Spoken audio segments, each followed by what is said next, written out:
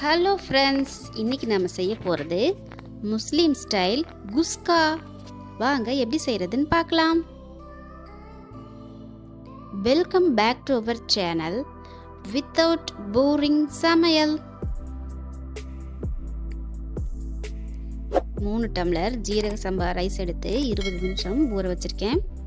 இப்போது அடுப்பில் ஒரு குக்கர் வச்சுட்டு அதில் 2 டேபிள் ஸ்பூன் நெய் சேர்த்துக்கலாம்.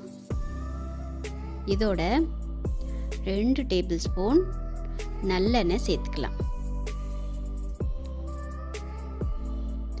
நெய்யும் எண்ணெயும் சேர்ந்து நல்லா சூடாகணும். சூடான பின்னால் பிரிஞ்சி இலை, பட்டை, அன்னாசிப்பூ, ஏலக்காய், கிராம்பு எல்லாம் 4 சேர்த்துக்கலாம். 1/2 ஸ்பூன் சோம்பு சேர்த்து நல்லா வறுத்து விடலாம்.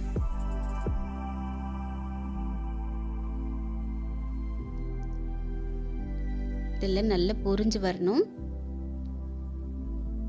இப்போ இதில் 3 டேபிள் ஸ்பூன் இஞ்சி பூண்டு பேஸ்ட் சேர்த்துக்கலாம். சேர்த்துட்டு நல்லா வதக்கிக்கலாம். முஸ்லீம் வீடுகளில் இந்த குஸ்கா செய்கிறப்போ ரொம்ப டேஸ்டாக இருக்கும். அதே பக்குவத்தில் இப்போ நம்ம செய்ய போகிறோம். ஒரு பெரிய வெங்காயம், 3 பச்சை மிளகாய் சேர்த்து நல்லா வதக்கி விட்டுக்கலாம். இதோட 2 தக்காளி சேர்த்து வதக்கி விட்டுக்கலாம்.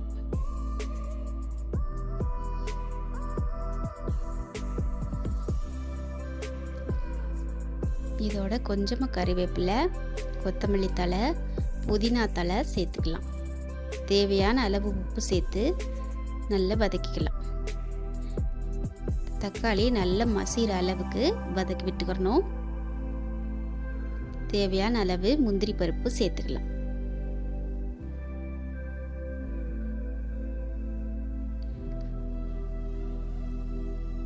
இப்போ மசாலா பொடிகள்லாம் ஒன்று சேர்க்க ஆரம்பிச்சிடலாம். 1/2 ஸ்பூன் மஞ்சள் தூள், 1 ஸ்பூன் மல்லித்தூள், 1/2 ஸ்பூன் மிளகாய் தூள், 1 ஸ்பூன் கரம் மசாலா தூள், 2 ஸ்பூன் பிரியாணி மசாலா தூள் சேர்த்துக்கலாம். சேர்த்துட்டு நல்லா வதக்கி விடலாம்.